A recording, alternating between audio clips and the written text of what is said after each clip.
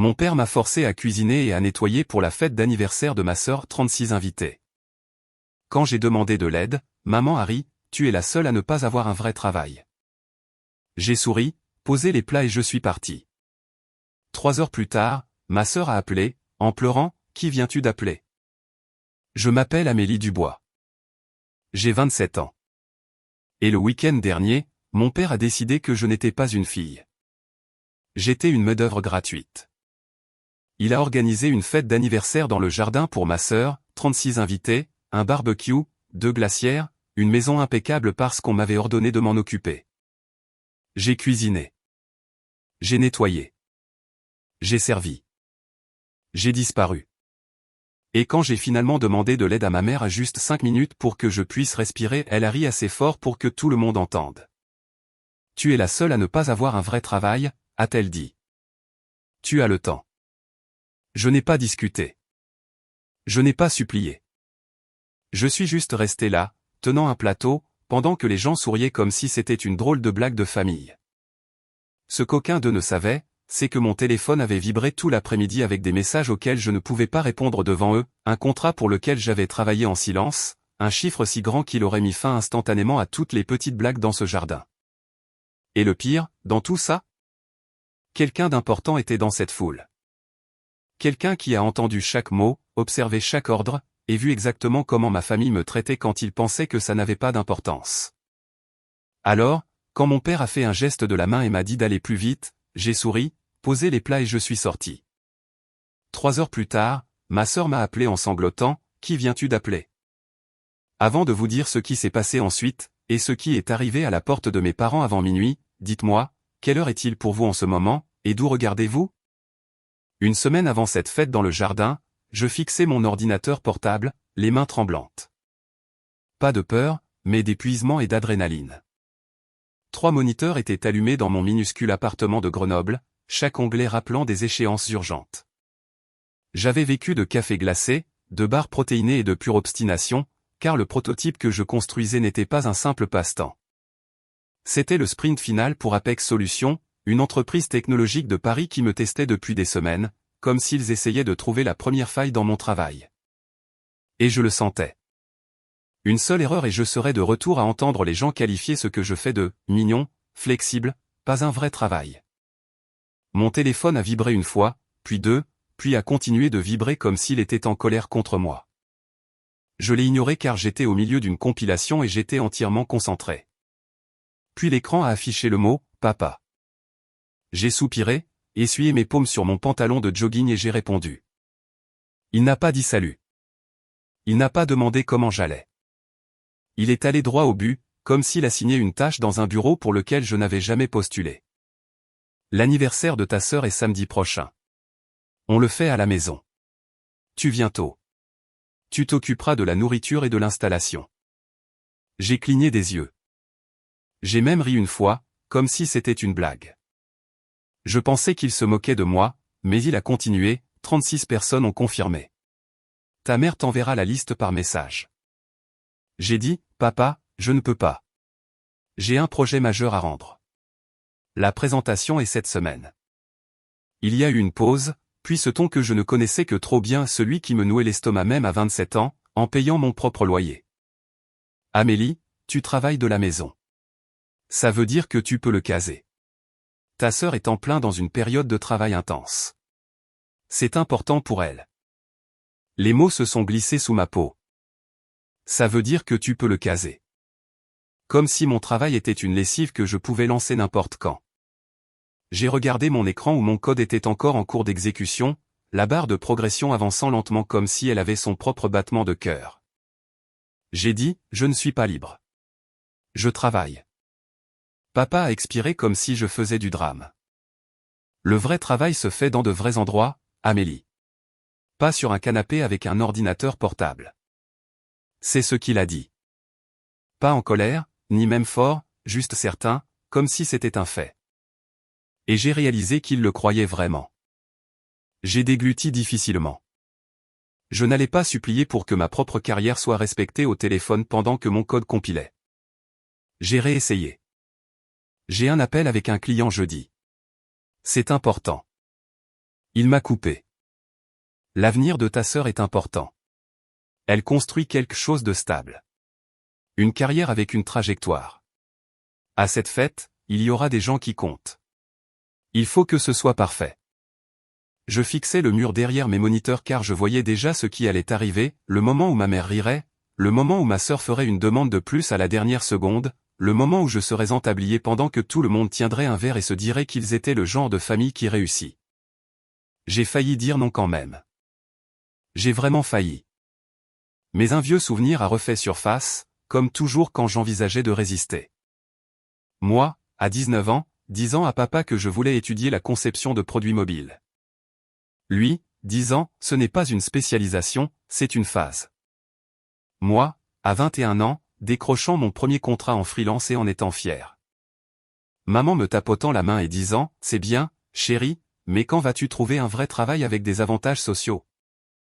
Chaque fois que je disais non, je le payais par 1000 petites punitions, des attitudes froides, des remarques passives-agressives, des invitations qui se perdaient. Un silence étrange qui vous faisait sentir coupable même quand vous n'aviez rien fait de mal. Ils ne criaient jamais. Ils étaient trop distingués pour ça.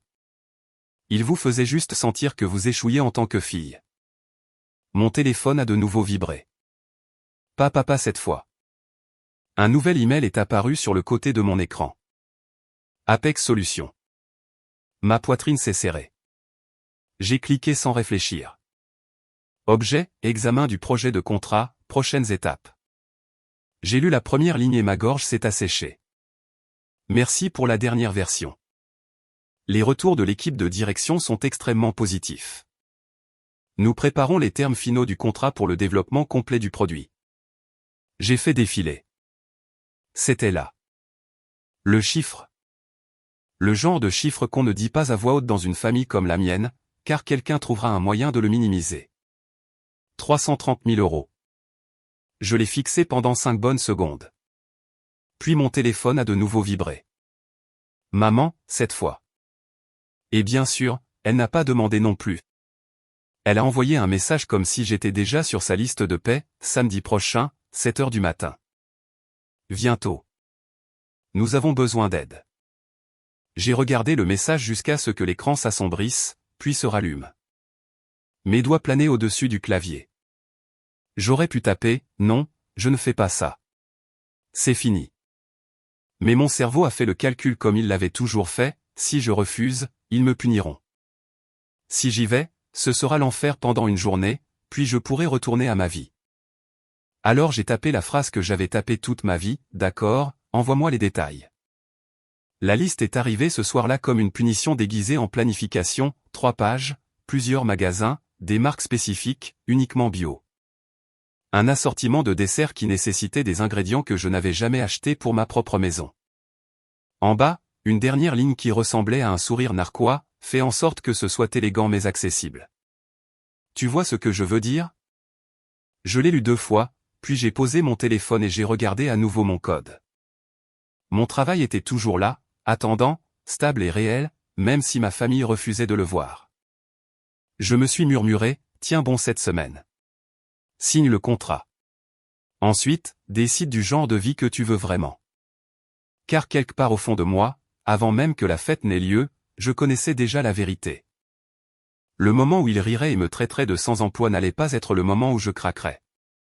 Ça allait être le moment où j'arrêterais enfin de les aider à prétendre que j'étais insignifiante. Samedi est arrivé plus vite qu'il n'aurait dû. Et au moment où le ciel commençait à peine à grisonner, j'étais déjà dans la cuisine de mes parents, les cheveux relevés et mon ordinateur portable ouvert sur le coin du comptoir comme un secret que j'essayais de protéger. Il était 5h10 du matin quand j'ai commencé la préparation, couper les légumes, mélanger les marinades, préparer les plateaux, récurer des comptoirs déjà propres parce que ma mère aimait que la maison ait l'air impeccable sans effort, même quand ce n'était pas le cas.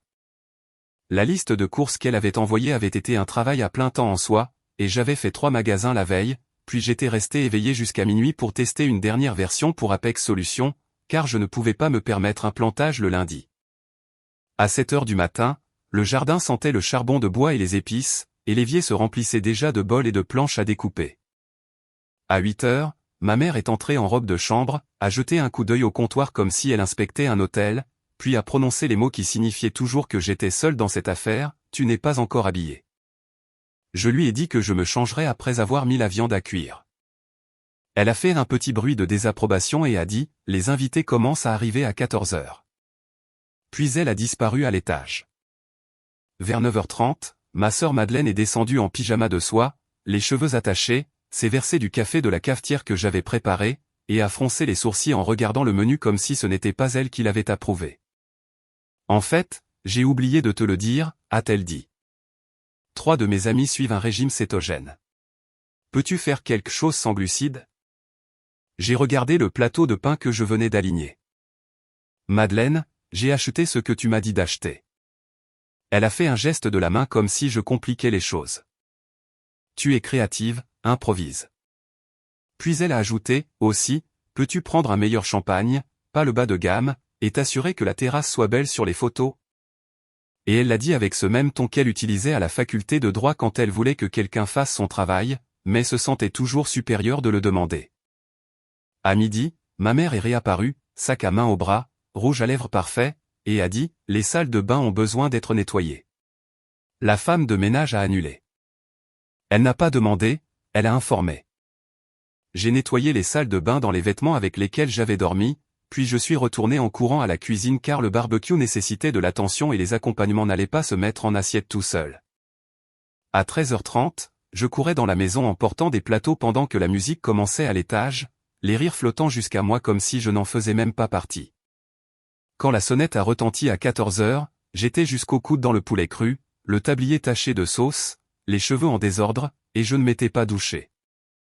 La première vague d'invités est entrée avec de grands sourires et des lunettes de soleil coûteuses, et je me suis déplacé parmi eux comme si ma place était en arrière-plan, remplir les verres, ramasser les gobelets vides, essuyer les comptoirs, disparaître dans la cuisine chaque fois que quelqu'un regardait dans ma direction. J'ai entendu mon père dans le salon dire à un groupe de personnes que Madeleine était en bonne voie pour quelque chose de grand, qu'elle était déjà remarquée par les bons partenaires, qu'elle avait un vrai avenir. Puis j'ai entendu mon nom. Pas prononcé comme celui d'une personne, mais comme celui d'un outil. Amélie, peux-tu apporter plus de glaçons? Amélie, il n'y a presque plus d'assiettes. Amélie, où sont les serviettes? J'ai continué à bouger, car si je m'arrêtais, je le sentirais. Une femme en robe bleu marine s'est approchée de l'entrée de la cuisine et m'a souri comme si elle était gentille. Ma chérie, avez-vous engagé un traiteur? A-t-elle demandé. J'ai dit, non, j'ai tout cuisiné. Ses sourcils se sont levés. Vous avez fait tout ça? J'ai hoché la tête, et pendant une seconde, je me suis senti vu. Puis ma mère s'est glissée à côté d'elle, radieuse et impeccable, et a dit, oh, Amélie fait des petits projets de chez elle. Elle a beaucoup de flexibilité. Elle a dit, flexibilité, comme si c'était un défaut de personnalité. Le sourire de la femme s'est figé, puis s'est adouci en cette distance polie que les gens utilisent lorsqu'ils décident que vous n'avez pas d'importance. Mon père est entré un instant plus tard, en riant, et a dit à la femme que Madeleine était la personne à qui parler. Madeleine était la sérieuse. Madeleine était la carriériste.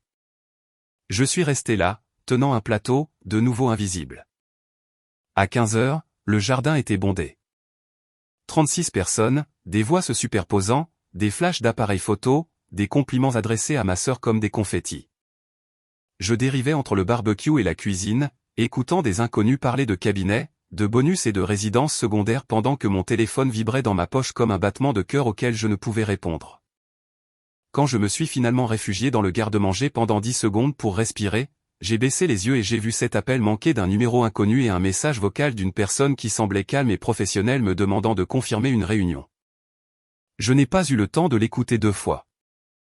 La porte du garde-manger s'est ouverte et la voix de ma mère a traversé mes pensées. Amélie, arrête de te cacher.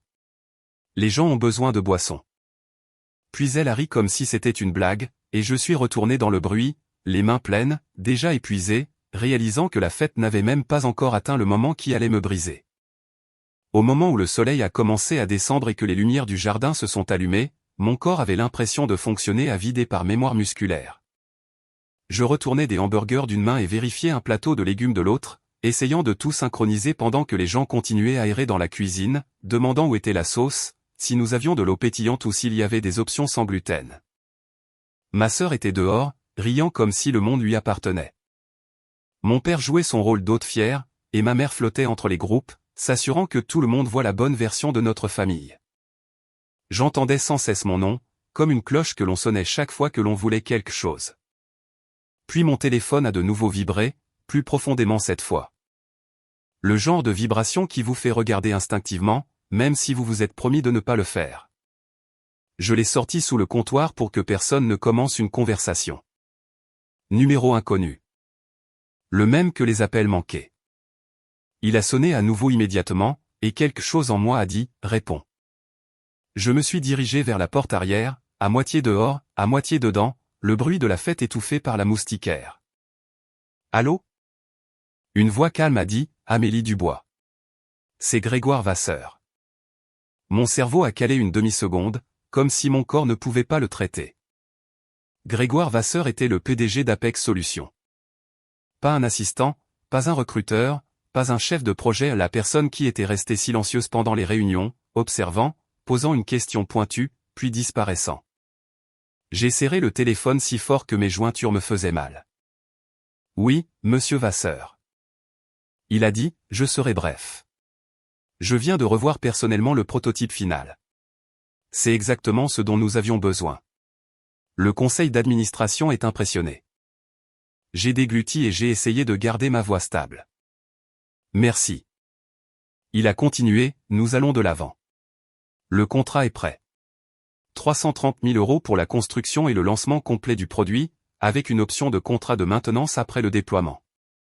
Je veux confirmer que vous pouvez être là lundi à 9 h du matin pour signer et commencer l'intégration.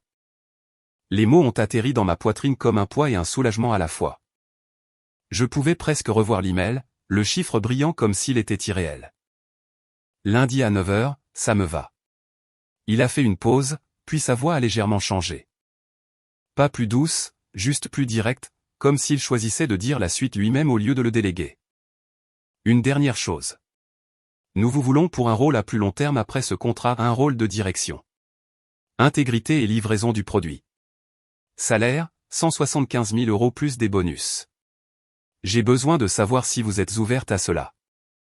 Pendant une seconde, je n'ai pas pu parler car derrière moi, j'ai entendu la voix de ma mère appeler « Amélie, il n'y a presque plus de café ».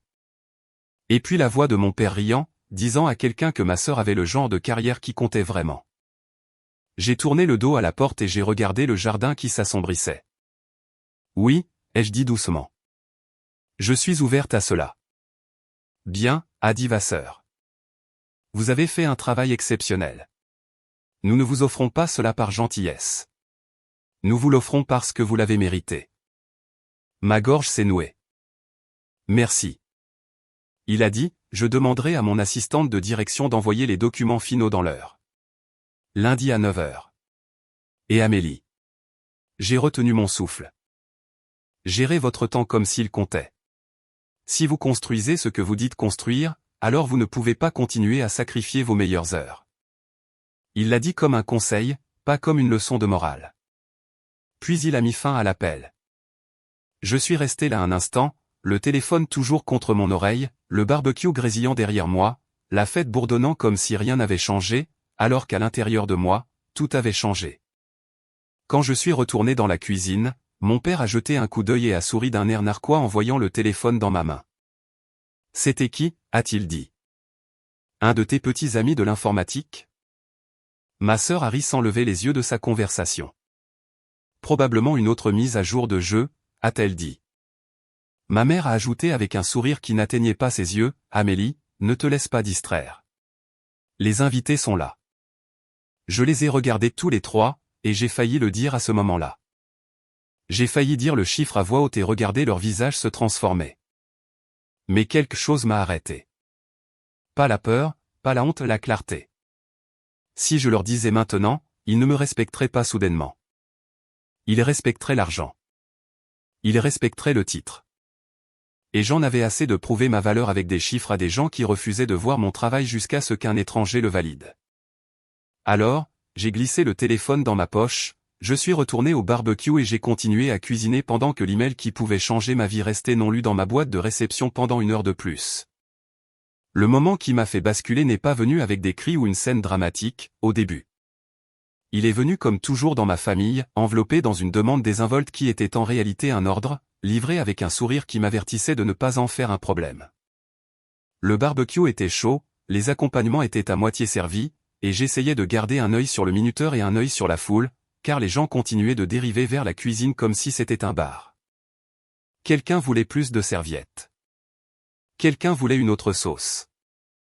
Quelqu'un a demandé si nous avions du décaféiné. Puis j'ai entendu la voix de ma sœur derrière moi, vive et urgente, d'une manière qu'elle réservait au moment qui affectait son image. Amélie, où est le plat principal? J'ai vérifié le thermomètre et le minuteur. 10 minutes de plus, puis il faut le laisser reposer. Elle s'est approchée, son parfum trop cher, son sourire trop crispé. Ça ne va pas le faire. Un associé demande quand on mange. Les gens ont des projets après. J'ai dit calmement, ce n'est pas encore prêt. Si je le sors maintenant, ce sera pas assez cuit. Elle m'a regardé comme si je choisissais de la mettre dans l'embarras exprès. Alors trouve autre chose. Sa voix a monté juste assez pour être entendue. Tu fais toujours ça. Tu rends toujours les choses plus difficiles qu'elles ne devraient l'être. J'ai senti quelque chose devenir très calme en moi. Je suis debout depuis 5 heures du matin, ai-je dit, toujours doucement. Elle a levé les yeux au ciel. S'il te plaît. Tu es assise à la maison toute la journée. Tu as de l'énergie. Je l'ai regardé, vraiment regardé, et pendant une seconde, j'ai vu la panique sous son arrogance. Elle avait besoin que cette fête soit parfaite car elle avait besoin que les gens l'approuvent. Mais comprendre cela ne rendait pas la chose ma responsabilité. Elle a baissé la voix et a essayé une autre approche, plus douce, celle qui utilisait la culpabilité comme une laisse. Sors juste la salade plus tôt. Fais-moi gagner du temps. Et quand tu sers, souris. Tu as l'air tendu. J'ai regardé le saladier dans mes mains et je me suis demandé quand j'étais devenue partie intégrante de sa performance, moi aussi. Elle s'est retournée et est sortie avant que je puisse répondre, me laissant seule dans la chaleur de la cuisine avec le son des rires flottants depuis le jardin. Je l'ai suivie avec la salade parce que c'est ce que je faisais toujours. Je l'ai sortie, je l'ai posée, et les gens ont applaudi comme si j'étais un divertissement. Mon père rayonnait comme si mon effort lui appartenait. Magnifique, ma puce. Et puis il est retourné directement parler de ma sœur comme si je n'existais pas. Je suis rentré et j'ai trouvé ma mère dans le couloir, tenant la cour avec 2 femmes souriantes, gesticulantes, appréciant d'être admirées. Maman, ai-je dit en gardant ma voix basse. J'ai besoin d'aide. Je ne peux pas cuisiner, servir et nettoyer toute seule. Elle a continué de sourire pour les femmes, puis s'est tournée vers moi avec cette expression contrôlée qui signifiait « Ne me mets pas dans l'embarras ». Chérie, tu te débrouilles très bien. J'ai dit « Non. J'ai travaillé toute la journée. J'ai besoin que tu t'occupes de la cuisine pendant 5 minutes pour que je puisse respirer. » Son sourire s'est crispé. Ta sœur a travaillé des semaines de 80 heures. Elle a besoin que ça se passe bien. Cette phrase a eu un effet sur moi. C'était si familier, si automatique, comme si mon épuisement ne comptait pas parce que ce n'était pas le genre d'épuisement qui impressionnait ses amis. J'ai dit, mon travail est réel, aussi. Elle a penché la tête comme si elle était patiente avec un enfant. Tu travailles de la maison, Amélie. Tu as de la flexibilité. Voilà. Le mot qui signifiait que mon temps appartenait à tout le monde. Derrière elle, je pouvais voir ma sœur rire avec des gens qu'elle voulait impressionner, mon père hochant la tête fièrement. Toute la scène reposait sur mon travail comme une table sur un seul pied.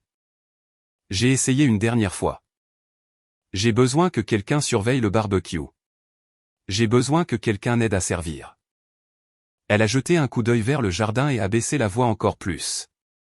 Pas maintenant. Nous avons des invités. Puis elle a ajouté, plus doucement mais plus cruellement, ne sois pas dramatique. Tu es la seule qui est libre. Libre. J'ai senti mes mains se mettre à trembler. Pas de faiblesse, mais d'une rage accumulée pendant des années. J'ai dit, dis ce que tu veux dire. Elle a cligné des yeux. Pardon? Dis-le à voix haute, ai-je dit. Tu penses que je suis libre parce que mon travail ne compte pas pour toi. Tu penses que j'ai le temps parce que tu as décidé que ce que je fais n'est pas réel. Ses yeux se sont écarquillés, et j'ai su instantanément qu'elle réalisait que les gens pouvaient entendre. Elle a tendu la main vers mon bras comme si elle pouvait m'arrêter physiquement. Amélie, s'il te plaît. Nous en reparlerons plus tard. Quand, ai-je demandé. Quand choisirais-tu de parler de moi, alors que la version de moi que tu aimes est celle qui reste silencieuse et qui sert? La voix de mon père a retenti derrière nous, avertissant, Amélie. Pas ici. Pas maintenant. Je me suis retourné et je l'ai vu s'approcher, le visage crispé, sa fierté menacée. Il a regardé par-dessus mon épaule vers les invités qui observaient et a forcé un rire. Elle est juste stressée, a-t-il dit comme si j'étais un inconvénient. Quelque chose en moi s'est brisé net, comme une corde finalement coupée. Je n'ai pas haussé la voix. Je n'ai pas pleuré. J'ai simplement levé les mains, défait mon tablier et les retiré par-dessus ma tête. Le jardin est devenu étrangement silencieux, comme si tout le monde sentait un changement, même s'il ne le comprenait pas. J'ai plié le tablier une fois, l'ai posé sur la table la plus proche et j'ai dit, le dessert est dans le frigo. Le café est dans la cafetière. La nourriture sera prête dans 10 minutes. Vous pouvez vous en occuper à partir de maintenant. Ma mère a murmuré, Amélie, ne fais pas ça. Ma sœur s'est avancée, le visage rouge, désespérée. Tu m'abandonnes devant tout le monde. Je l'ai regardée, et ma voix est restée stable. Je ne t'abandonne pas. Je refuse d'être traité comme du personnel dans ma propre famille. Mon père s'est approché et a sifflé à travers son sourire, si tu sors par cette porte, ne t'attends pas à revenir. J'ai soutenu son regard et j'ai dit un seul mot, calme et définitif. D'accord. C'est tombé comme une gifle. La bouche de ma mère s'est ouverte comme si elle ne pouvait pas le comprendre. Ma sœur m'a regardé fixement comme si elle ne m'avait jamais vu me choisir avant. J'ai regardé la foule et j'ai dit, je m'excuse pour l'interruption. Profitez du reste de la soirée. Puis je me suis retourné, j'ai franchi la porte d'entrée de mes parents et je suis sorti à l'air frais comme si je quittais un travail que j'avais enfin démissionné. Je suis monté dans ma voiture, j'ai fermé la portière, et pour la première fois de ma vie, je n'ai attendu personne pour me rattraper. J'ai sorti mon téléphone, ouvert mes emails et répondu aux messages qui comptaient vraiment, lundi, 9 h du matin, confirmé. Hâte de signer. Puis je suis parti. Je ne me sentais pas triomphante en m'engageant sur l'autoroute. Je me sentais vide, comme si mon corps avait soutenu un bâtiment pendant des années, et que quelqu'un avait enfin dit, tu peux le poser maintenant. Mes mains étaient crispées sur le volant, mon cœur battait encore la chamade, et mon téléphone n'arrêtait pas de s'allumer sur le siège passager comme s'il était possédé. Maman d'abord, puis papa, puis Madeleine. Je n'ai pas répondu. J'ai éteint la radio, j'ai conduit en silence et j'ai laissé le calme faire ce qu'il devait faire. Le temps que je retourne à mon appartement à Grenoble, le soleil était complètement couché. Je suis entré, j'ai enlevé mes chaussures, et je suis resté au milieu du salon, regardant les 3 moniteurs sur mon bureau comme s'ils étaient la preuve que je n'avais pas imaginé ma vie.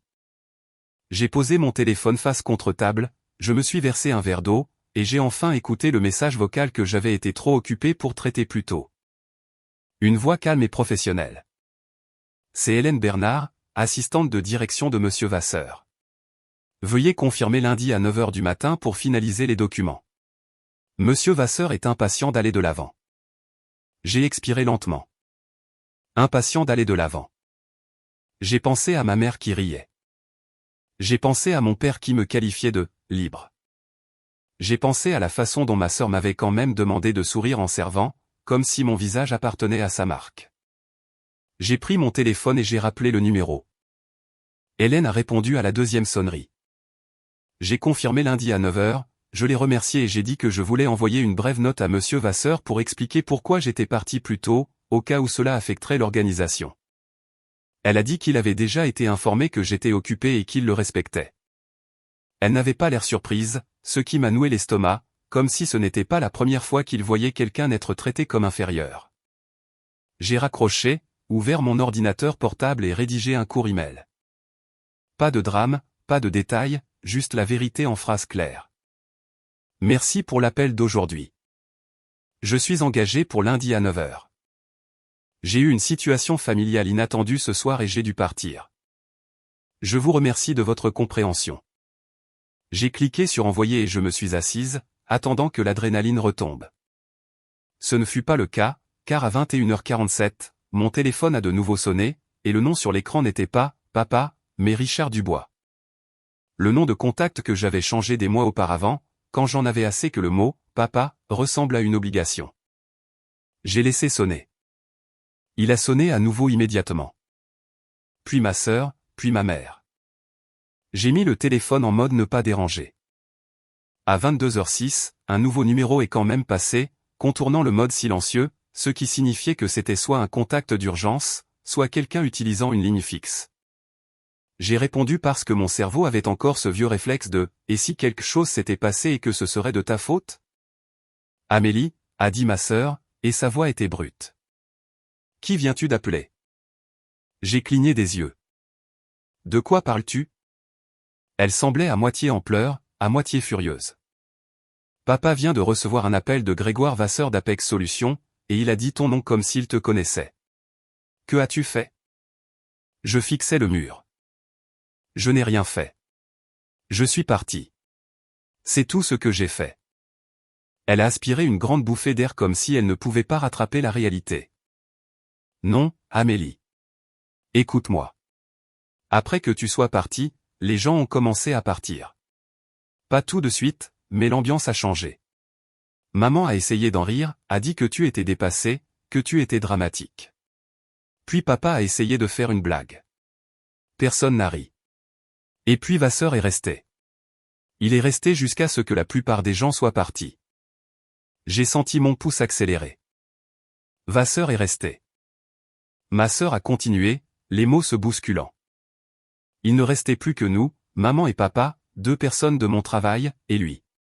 Il a demandé à parler à papa en privé, mais pas trop en privé car il n'a pas assez baissé la voix pour que la pièce puisse prétendre ne rien entendre. Mon estomac s'est noué. Qu'a-t-il dit? Madeleine a fait un petit bruit comme si elle l'entendait à nouveau.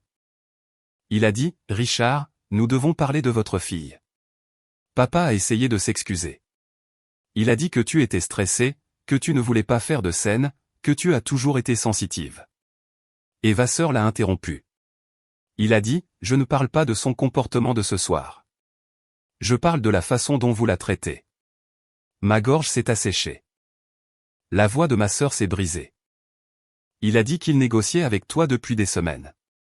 Il a dit, « Vous êtes la personne la plus qualifiée qu'ils aient interviewée. » Puis il a dit le chiffre. 330 000 €.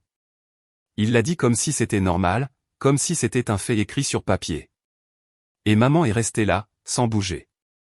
Papa est devenu silencieux. Je pouvais entendre Madeleine respirer fort, comme elle le faisait quand elle paniquait mais essayait de ne pas le montrer. Puis elle a dit, et il ne s'est pas arrêté là. Il a dit qu'il t'offrait aussi un rôle de direction, un vrai poste, avec salaire et bonus. Il a dit qu'il voulait s'assurer que notre famille comprenait l'importance de ce que tu avais gagné, car apparemment, ce n'était pas le cas. Un calme étrange s'est installé en moi. Pas de la joie, pas de la vengeance, juste le sentiment que la vérité atterrissait enfin dans une pièce où elle avait été ignorée pendant des années. Madeleine a dit, « Amélie, Madame Chevalier était encore là, tu sais, l'associée mentor. » Elle mettait son manteau, mais elle s'est arrêtée quand elle l'a entendu. Elle s'est retournée et m'a regardé comme si je l'avais giflée.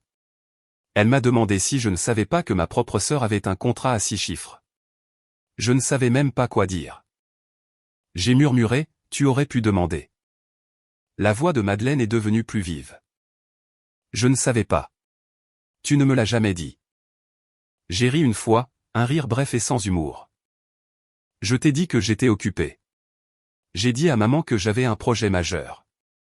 Vous avez tous décidé que cela signifiait que j'étais flexible. C'était votre choix, pas le mien. Elle s'est tue.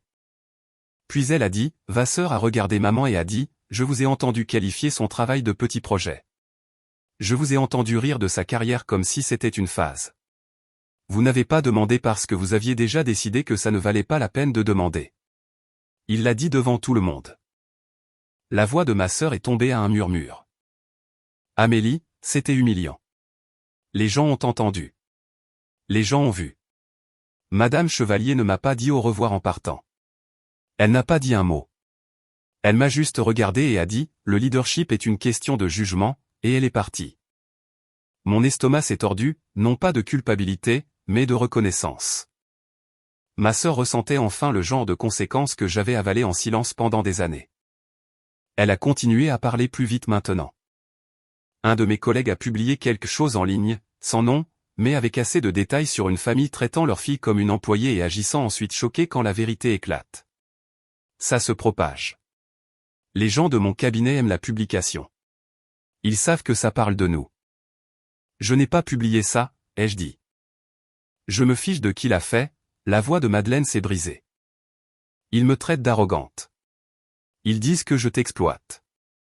Madame Chevalier m'a envoyé un message. Elle veut me rencontrer lundi matin au sujet de la remise en question de son jugement. Amélie, s'il te plaît, fais quelque chose. Je me suis adossé au comptoir de ma cuisine et j'ai fermé les yeux. Fais quelque chose, a-t-elle dit, comme si j'avais fait des choses toute ma vie. J'ai dit doucement, tu veux que je te protège des conséquences de la façon dont tu m'as traité? Elle a inspiré brusquement. Ce n'est pas juste. J'ai ouvert les yeux et j'ai regardé la fenêtre sombre. La justice n'a jamais été la norme dans cette maison, ai-je dit. Je ne vais pas écrire une publication pour réparer ta réputation. Je ne vais pas mentir et dire que c'était un malentendu. Tu as dit ce que tu as dit. Maman a dit ce qu'elle a dit. Papa a dit ce qu'il a dit. Ce n'est pas un problème d'image. C'est une question de caractère. Madeleine a sangloté doucement.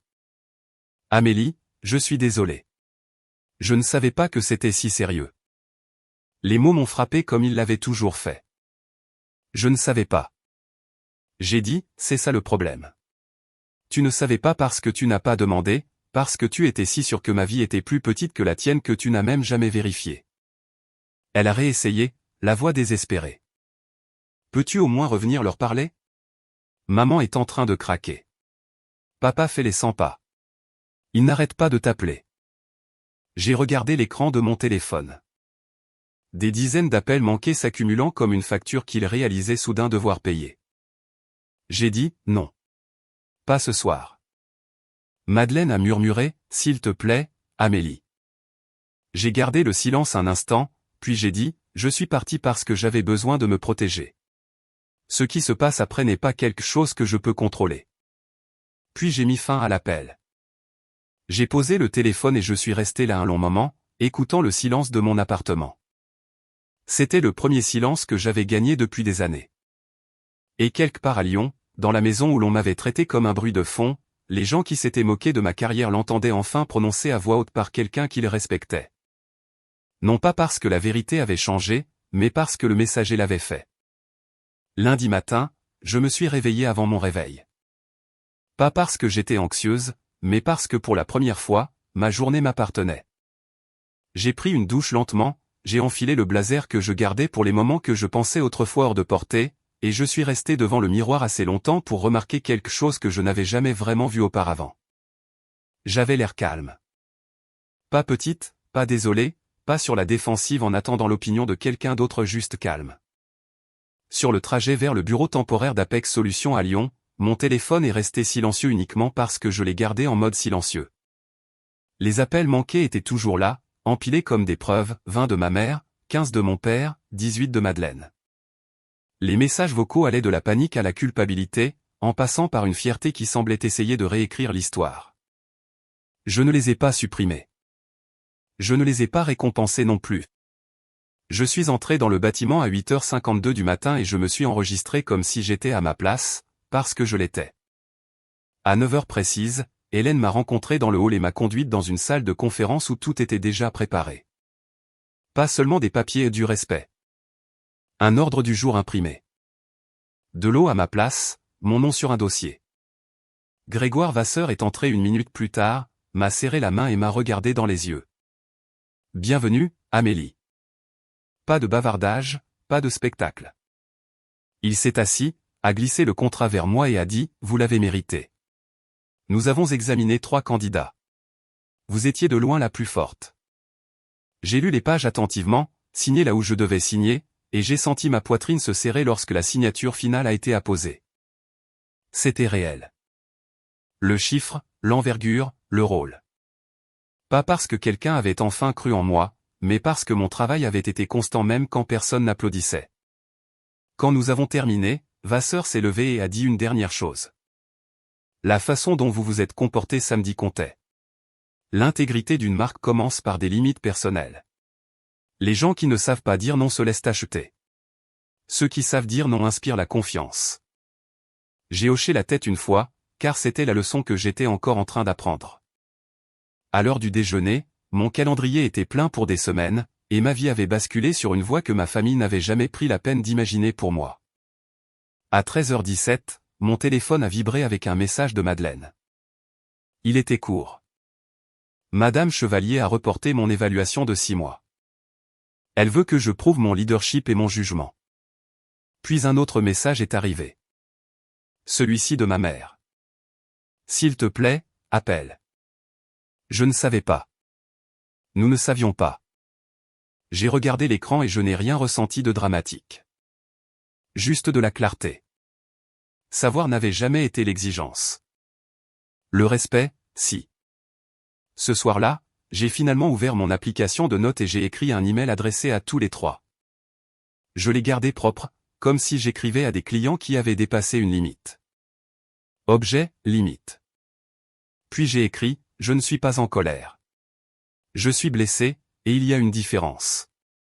Je n'ai pas besoin que vous compreniez mon travail, mais j'ai besoin que vous le respectiez. Je n'assisterai pas aux réunions de famille pendant les 3 prochains mois. J'ai besoin d'espace pour construire mon nouveau rôle et reconstruire mes limites. Ce n'est pas une punition, c'est de l'autoprotection. Si je choisis de renouer le contact, ce sera en terrain neutre, pour une durée limitée, et seulement si ma carrière n'est pas moquée, comparée ou méprisée. Si quelqu'un franchit ses limites, je partirai. Sans discussion, sans scène.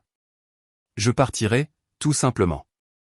Je vous aime, mais je ne me rabaisserai pas pour préserver la paix.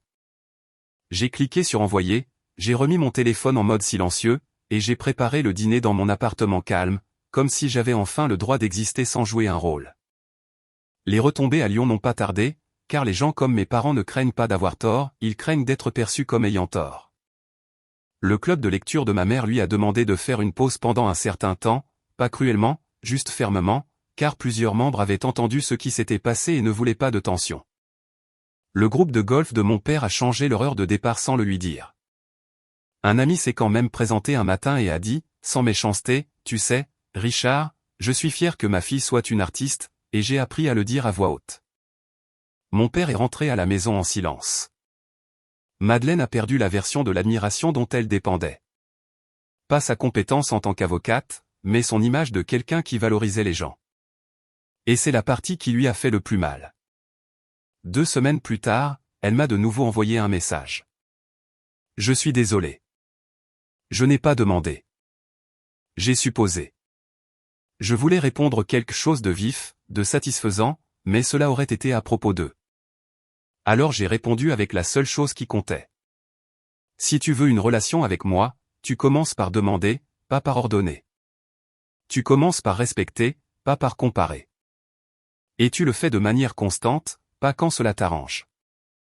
6 semaines après la fête, une lettre manuscrite est arrivée à mon appartement. L'écriture soignée de ma mère.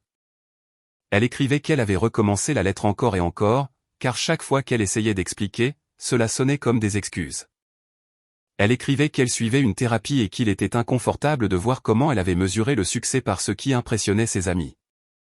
Elle écrivait que mon père y allait aussi et que Madeleine avait accepté de parler à quelqu'un parce qu'elle avait réalisé que son ambition l'avait rendu cruel. La lettre ne me demandait pas de revenir.